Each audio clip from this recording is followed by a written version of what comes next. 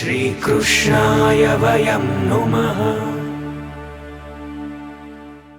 મુખારવિંદનું મુખ્ય કાર્ય છે વાણીને પ્રગટ કરવું. પ્રભુના મુખ સ્વરૂપ શ્રી વલ્લભ છે અને મુખના 7 ધર્મો બતાવ્યા. મુખનું પ્રથમ ધર્મ બતાવ્યું, ભગવાનના મુખમાંથી શું પ્રગટ થાય? તો યસ્ય નિશ્વસિતમ વેદાઃ, જેના મુખ કમલમાંથી વેદ નિશ્વસિત થાય. વેદનું મૂળ ભગવાનનું મુખારવિંદ. પ્રથમ વસ્તુ ભગવાનના મુખમાંથી પ્રથમ ધર્મ બતાવ્યું, વેદની ઉત્પત્તિ. શ્રી મહાપ્રભુ કેવા છે? વેદ પારગઃ પત્રાવલંબે પંડિત જીત્યા માઈક મત માતંગ. એક સાથે 100 પંડિતોને આપે ઉત્તર આપ્યા છે. એક વારમાં 100 પંડિતને એક સાથે ઉત્તર આપ્યા શાસ્ત્રાર્થોમાં.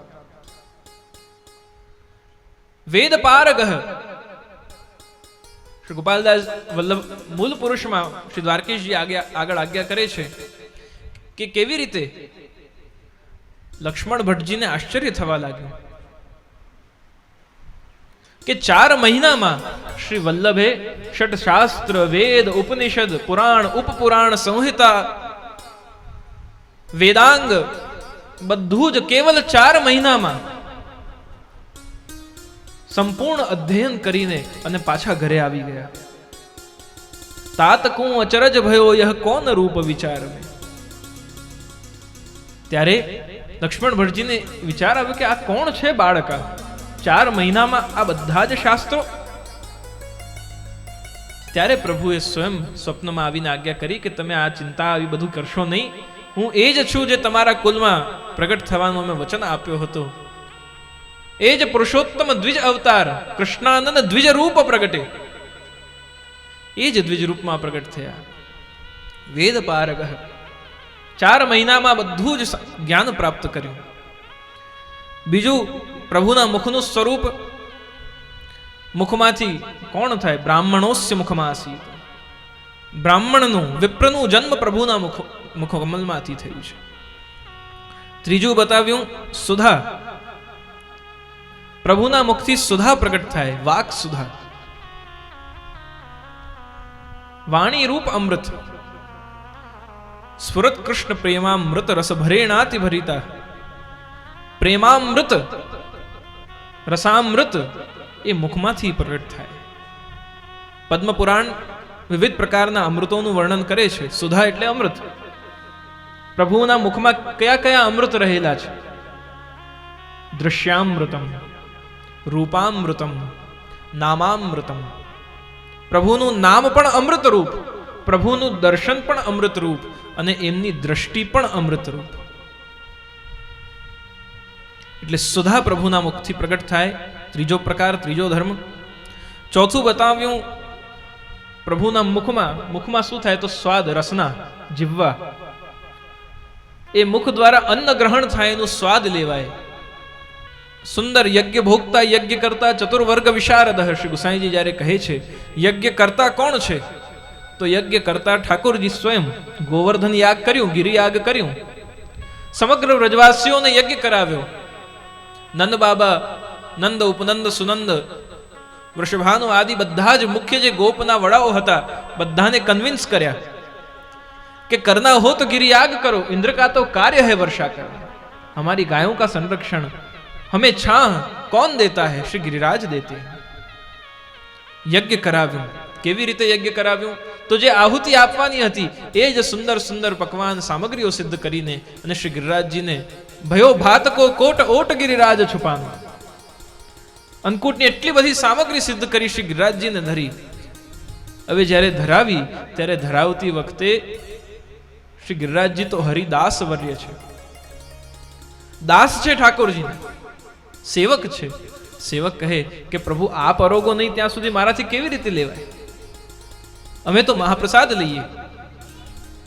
ત્યારે ઠાકોરજીએ શૈલોસ્મી કહીને એક બાજુ તો નંદ બાબા યશોદાજી સાથે કાની આપી રહ્યા છે કે અમારા બધા બ્રજવાસીઓની તરફથી હે શ્રી ગિરિરાજ બાબા આપ અરોગજો, અમે બહુ પ્રેમથી આપને સામગ્રી અર્પણ કરી રહ્યા છે. આહુતિ રૂપ એક બાજુ સ્વયં યજ્ઞ કરી રહ્યા છે અને ત્યાં શૈલોસ્મી કહીને પોતે શ્રી ગિરિરાજજીના મુખારવિંદમાં પ્રવિષ્ટ થઈ સ્વયં ત્યાં ભોગતા પણ બન્યા છે. यज्ञ करता भी वो ही, यज्ञ भोगता भी वो ही। એ જ પ્રકારથી અહીંયા યજ્ઞ કરનારા એટલે આપ સેવા કરી શીખવે શ્રીહરિ. કોની સેવા? તો ઠાકોરજીની સેવા. કરે છે કોણ? તો સ્વયં ઠાકોરજી. બહુ સુંદર ભગવદીઓના ચરિત્રોમાં ઉદાહરણો આવે છે. પ્રભુને રીઝવવા હોય, મને શું ગમે છે એ કોઈ બીજો વ્યક્તિ ન બતાવી શકે, મારે જ કહેવું પડે. મારી પ્રિય વસ્તુ શું છે, મને કેવું ભોજન ગમે, મને કેવા વસ્ત્રો ગમે, મને ક્યાં જવું ગમે, શું જોવું ગમે, કોની સાથે રહેવું ગમે, કેવું સંગીત ગમે, એ તો મને જ ખબર હોય. 99% પણ અગર કોઈ જાણી લે ને તો બી 1% તો મને જ ખબર હોય. તો પૂર્ણ રૂપે મારા મનની વાત અગર મારે કેવી હોય તો મારે સ્વયં જ કહેવી પડે. મને ગમે તે મારે જ કહેવું પડે. એમ પ્રભુને શું ગમે એ અગર કોઈને જાણવું હોય તો શ્રી વલ્લભથી જાણવું જ પડે. શ્રી મહાપ્રભુ એ મુખારવિંદનો અવતાર છે અને મુખ દ્વારા પ્રભુ પોતાની જ વાત, મને જે ગમે, કેવી રીતે મને રીઝવવા, એ ઠાકોરજી શ્રી વલ્લભ રૂપે પ્રગટ થઈને આપણને શીખવાડે. તો એમ ચોથો ભોજન રસના. પાંચમો ધર્મ મુખારવિંદનું બતાવ્યું સૌંદર્ય. સહજ જોઈને વર્ણન આવ્યું હમણાં ગોપાલદાસજીના પદમાં કે દર્શન કરતા માત્રથી જેમાં સ્નેહ ઉત્પન્ન થઈ જાય એવું સૌંદર્ય સુંદર શ્રી પ્રભુના મુખકમલનું.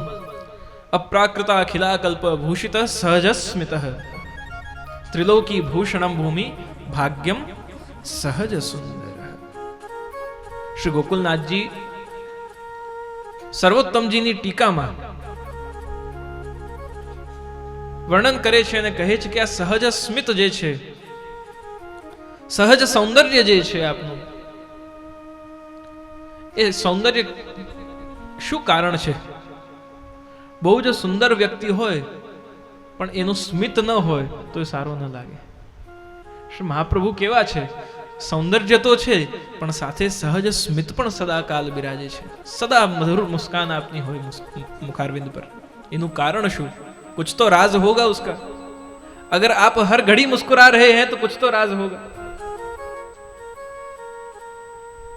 एक कवि बहुत सारी बात कहे छे कि मुस्कुराहट है हुस्न का जेवर, उस मुस्कुराहट को न भूल जाया करो. બધા જ આભૂષણ પહેરેલા હોય, શૃંગાર કરેલા હોય આપણે, પણ અગર જો મુખારવિંદ પર, મોઢા પર મુસ્કુરાહટ ન હોય તો પછી બધા જ દાગીના તૈયાર થયેલા બધું ફીકું લાગે. શ્રી મહાપ્રભુની સહજ સુંદરતા, સહજ સ્મિત નું કારણ શું છે? હરી તેરી લીલા કી સુધ આવે. પ્રતિક્ષણ પ્રભુની જે દિવ્ય નિકુંજાદીની લીલાઓ થઈ રહી છે એ બધી જ લીલાઓમાં પ્રભુની આજ ઓર કાલ ઓર દિન પ્રતિદિન ઓર પ્રભુની બધી જ લીલાઓમાં જેમનું ચિત્ત સદા સર્વદા પૂર્ણ રૂપે ડૂબેલું રહે છે, એ રસના કારણે, ભગવદ લીલાના ચિંતનના કારણે અહીંયા શ્રી વલ્લભના મુખ પર સહજ સ્મિત છે. શ્રી વલ્લભના મુખના આ સ્મિતથી આપણે શું શીખવાનું?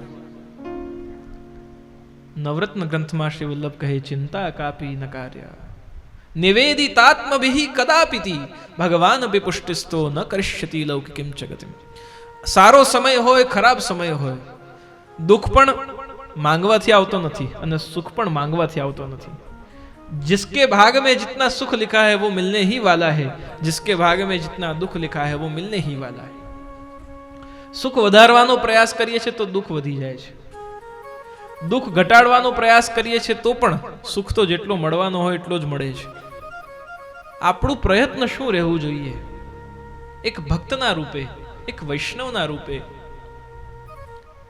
જે પરિસ્થિતિ, જે અવસ્થા, જે પ્રકારથી આ સંસાર આપણને પરીક્ષાઓ લે, અન્ય ભક્તિઓ કરતા પ્રભુ શ્રી કૃષ્ણની ભક્તિ કઠિન છે. કેમ કઠિન છે? कारण कि आमनो स्वभाव जरा टेढ़ो है. इनका स्वभाव कैसा है? इनका स्वभाव परीक्षा लेने का है. ये सीधे सीधे प्रवेश नहीं देते हैं. वल्लभ खिड़की प्रेम की निकस जाए सो जाए. दरेक खिड़की माथी न निकली शके. दरवाजा माथी तो बधा ज निकली शके पण खिड़की माथी बधा न निकली शके.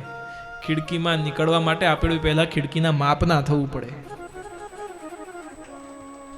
એના માપ ના થવું પડે એટલે એમાંથી પસાર થઈ શકીએ એવા ગુણ, એવા ધર્મ, એવા આચરણ, એવો વિવેક, એવો ધૈર્ય, એવી અનન્યતા, એવી નિષ્ઠા, એવું સમર્પણ, આ બધું આપણામાં હોય ત્યારે આપણે એ ખિડકીમાંથી નીકળી શકીએ. દરવાજામાંથી તો બધા જ આવી જાય, ખિડકીમાં બધાનો પ્રવેશ નથી.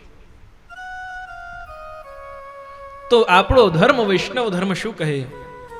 ગુરુથી આપણે શું શીખવાનું? श्री वल्लभ से આપણે શીખવાનું, कैसी भी परिस्थिति हो, चाहे अच्छी हो चाहे बुरी हो, अच्छी परिस्थिति में उसकी कृपा को याद करना है, और अगर कठिन विकट परिस्थिति हो तो उसकी इच्छा जानकर, और उसमें भी प्रभु आपकी इच्छा है कि ऐसी मेरे पे परिस्थिति आए. समर्पण શેને કહેવાય? જે બધી જ પરિસ્થિતિમાં સારું હોય ખરાબ હોય. જો લોક ધર્મ તો એવો હોય જે ગુણોથી ભગવાનને પૂજે છે, એક ગુણ જ્યારે સમાપ્ત થઈ જાય પછી એમાંથી આસક્તિ છૂટી જાય. હવે એ કામનો જ ન રહ્યો. મારું જે કાર્ય હતું એ કાર્ય સિદ્ધ કરાવવા માટે મેં જેની ઉપાસના કરી, હવે મારું કાર્ય સિદ્ધ થઈ ગયું, બીજી કોઈ વસ્તુ જોઈએ તો હવે એ આપી શકવામાં સામર્થ્યવાન નથી, એટલે મારે બીજા પાસે જવું પડશે. અહીંયા ઠાકોરજી તો બધું જ આપવા તને ઊભો છે. એ તો ઊભો છે તને બધું જ આપવા માટે, તું જ ચમચી લઈ ઊભો છે સાગર માંગવા માટે. તો પ્રભુ તો બધું જ આપવા તૈયાર છે. જ્યારે આપણી ગુણ દ્વારા નિષ્ઠા સ્થાપિત થાય તો બહુ લાંબી ટકે નહીં, પણ જો સ્વરૂપ દ્વારા નિષ્ઠા સ્થાપિત થાય પછી એ ક્યારેય જે નહીં. વ્રજ ભક્તોએ શું કહ્યું? અરે પ્રભુ ચાહે जितनी परीक्षा ले लो, जितनी मटकी फोड़ दो, हम तो तुम्हारे हैं, भले बुले सोई तेरे. હે શ્રી વલ્લભ, અમને અગર ટોકવો હશે, અમને અગર તને તાના મારવા હશે, અમને અગર કંઈ નહીં ગમે અમે તો પણ તને જ કહીશું અને તને જ તારા જ રહીશું, અને કંઈ ગમશે તો બી અમે તારા જ. સારા તોય તારા અને ખરાબ તોય તારા. આ જે અવસ્થા છે, આ અવસ્થા જ ભક્તિ માટે આપણને લાયકાત આપે છે. એકવાર સર્વ સમર્પણ. દરેક જીવમાં કંઈ ને કંઈ દોષ તો રહેલા જ છે. શ્રી મહાપ્રભુ કહે દોષોનું ચિંતન ન કરશો, સમર્પણને એટલો દ્રઢ બનાવો કે પછી એને દોષ નજરમાં જ ન આવે. તો આ કેવી રીતે થાય? તો સ્વરૂપ સૌંદર્ય દ્વારા સ્વરૂપ આસક્તિ પ્રભુ કરાવે. છઠ્ઠી વસ્તુ બતાવી પ્રભુના મુખમાંથી શું પ્રગટ થાય છે. છઠ્ઠો પ્રકાર બતાવ્યો, પ્રભુના મુખમાંથી અગ્નિ પ્રગટ થાય, અગ્નિ પ્રભુના મુખમાં વાસ કરે. અને સાતમી વસ્તુ બતાવી, પ્રભુના મુખમાં સરસ્વતીનું વાસ છે. નમો વાક્પતયે વાચે વલ્લભાચાર્ય રૂપિણે આચાર્યાન્યે મહાલક્ષ્મી સરસ્વત્યે નમો નમઃ. ઓરછાના રાજા રામભદ્ર અને રાજાની સભામાં, ઓરછા ગામમાં એક પંડિત અતિશય વિદ્વાન, એટલા વિદ્વાન કે એક ઘડાની અંદર સરસ્વતીજીને કેદ કરી લીધા. અને જ્યારે કોઈ પણ બ્રાહ્મણ પોતપોતાના મત લઈને, વિદ્વાનો પોતપોતાના મત લઈને શાસ્ત્રાર્થ કરવા આવે, ત્યારે શાસ્ત્રાર્થ અર્ધે પહોંચે ત્યારે એ ઘડામાંથી સરસ્વતીજી ઉત્તર આપીને અને જે તે બ્રાહ્મણ હોય એને હરાવી દે, અને આનો જ વિજય થાય. આ જ વિદ્વાન બની આનો જ સર્વથા જય જય ઘોષ થાય. સરસ્વતીજીને પોતાના વશમાં કર્યા એવો પ્રકાંડ પંડિત. અને ઓરછાના રામભદ્ર રાજાની સભામાં જ્યારે પ્રભુ શ્રી વલ્લભનું પધારવું થયું અને શાસ્ત્રાર્થ થયો, ત્યારે બહુ વાર સુધી શ્રી મહાપ્રભુની સાથે ઉત્તર પ્રત્યુત્તર ચાલતા રહ્યા. શાસ્ત્રાર્થ થતો રહ્યો અને શાસ્ત્રાર્થ થતો રહ્યો. શાસ્ત્રાર્થ પૂર્ણ થઈ ગયો પછી એ પંડિત હાર્યો. ત્યારે પંડિતે સરસ્વતીને પૂછ્યું કે કઈ ઉત્તર કેમ ના આપ્યું તે? તો સરસ્વતીજીએ ઉત્તર આપ્યો, પતિ સામે ન બોલાય. આ તો વાક પતિ છે, આ તો મારા પતિ છે. નમો વાક્પતયે, વાણીના અધિપતિ છે. આ પ્રભુના મુખમાં રહેલા 7 ધર્મો છે. અને આ 7 સ્વરૂપ શ્રી મહાપ્રભુ વલ્લભાધીશના સ્વરૂપમાં દર્શન થાય. શ્રી ભાગવતના ગૂઢાર્થને પ્રકાશિત કર્યું. ત્યારબાદ સ્ત્રી શુદ્રાદિ દ્વિતિક્ષમ, સ્ત્રી શુદ્ર આદિ જેમને ભક્તિનો, વેદનો કોઈ ને કોઈ પ્રકારથી અધિકાર ન હતો, જીવ માત્ર વિધાઉટ એની ડિસ્ક્રિમિનેશન, વર્ણ, વર્ગ, વ્યવસ્થા, આશ્રમ ધર્મ, આપણે કયા રાજ્યમાં ક્યાં વસીએ છીએ, કઈ જ્ઞાતિના છે, કયા ગામના છે, કોઈ પણ વિધાઉટ એની ક્વોલિફિકેશન આપણે ભારતીય છે કે નથી, કોઈ બી કલરના બેઝ પર, જેન્ડરના બેઝ પર ક્યાંય ડિસ્ક્રિમિનેશન કર્યા વગર ધ મોસ્ટ ઇન્ક્લુઝિવ એટલે કે બધાનો જે સ્વીકાર કરી શકે એવો મત અગર કોઈએ આપ્યો, બધાનો સ્વીકાર કરતા, कौन यहां आ सकता है, कौन वैष्णव बन सकता है? वैष्णवता એ કોઈ જ્ઞાતિથી જોડાયેલી વાત નથી. શ્રી મહાપ્રભુજીએ તો બધા જ જ્ઞાતિ ધર્મથી ઉપર ઉઠીને આપણને વૈષ્ણવ બનાવ્યા કે જ્યાં આપણે ડિસ્ક્રિમિનેશનથી ઉપર ઉઠી અને એક સાથે એ પરમ તત્વને પ્રાપ્ત કરી શકીએ. એવી વૈષ્ણવ પંચમ જ્ઞાતિ આપણને આપે. हम कौन हैं? तो हम वैष्णव हैं.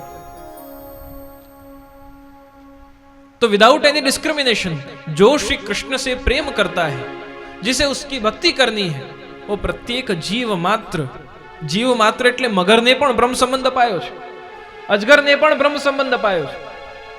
બ્રજનો એક પ્રસંગ કેટલો સુંદર આવે છે. એક અજગર હતો અને એ અજગરને અનેક કીડીઓ એ અજગરને ખાઈ રહી હતી. બહુ જ કષ્ટમાં એ અજગર હતો. અનેક વૈષ્ણવે શ્રી મહાપ્રભુ પૂછ્યું કે આ કૃપાનાથ શું થઈ રહ્યું છે? આટલી બધી કીડીઓ આને ખાઈ રહી છે, આ શું ચાલી રહ્યું છે? ત્યારે શ્રી વલ્લભ આજ્ઞા કરે છે કે આ અજગર પૂર્વ જન્મમાં ગુરુ હતો અને એ પોતે શિષ્ય બહુ જ બનાવ્યા. એને એટલા બધા શિષ્ય બનાવ્યા, પરંતુ શિષ્ય બનાવીને કેવલ એમનું ધન, એમની સંપદા એ બધું તો એણે લીધું, પરંતુ એમનો ઉદ્ધાર કરવામાં એનો સામર્થ્ય હતો નહીં. એક પણ જીવનું ઉદ્ધાર ન થયું, એક પણ જીવનું કલ્યાણ ન થયું, એકને પણ મોક્ષ ન મળ્યું.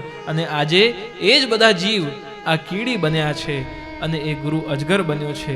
પોતાને જે શરણાગતિ લીધી હતી શિષ્યોએ એ સફળ થઈ નહીં, તો ગુરુના કષ્ટના કારણે આજે એ શિષ્યો બની એ ગુરુની સાથે પ્રતિશોધ એનું માંસ ભક્ષણ કરીને અને આ શિષ્યો બધા પ્રતિશોધ લઈ રહ્યા છે.